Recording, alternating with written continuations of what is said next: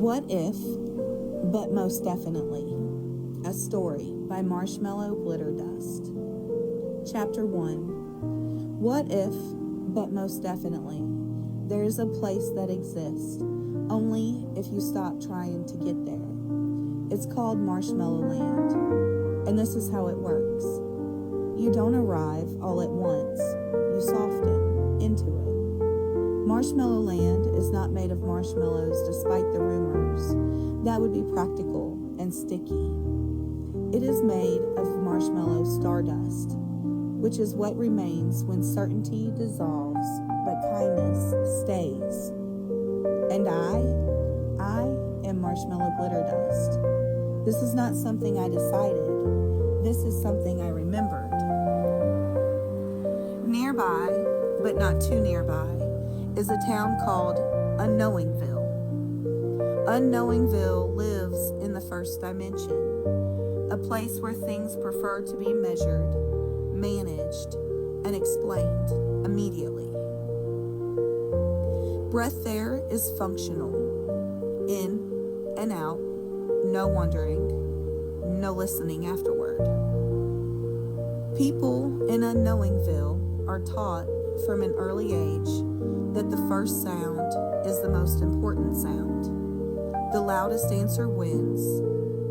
Silence is suspicious. Pauses are inefficient. This is where the ills live. Now, the ills are not villains. There are misunderstandings that never got corrected. Ideas that forgot they could soften. Thoughts that tightened so much they mistook tension for truth. They walk around with clipboards and confident voices, saying things like, "This is how we always do it. This is the right way. And everyone else is doing it." They do not notice echoes. Take illustration, for example. Illustration carries a very large book filled with other people's instructions. The book is always open, even when it's raining, especially when it's raining. This worked for someone else. Illustration rainbowed brightly and methodically, handing the book to anyone who pauses too long. Illustration means well. That's what makes them so dangerous. They never ask who you are before pointing to the page. Then there is the illusion of certainty. Illusion speaks in headlines, short sentences, and strong opinions. They end every conversation with a period so heavy it lands with the authority of a gavel. No, guilty, and ignorance is no excuse for breaking the law. The illusions dislike questions, but despises pauses.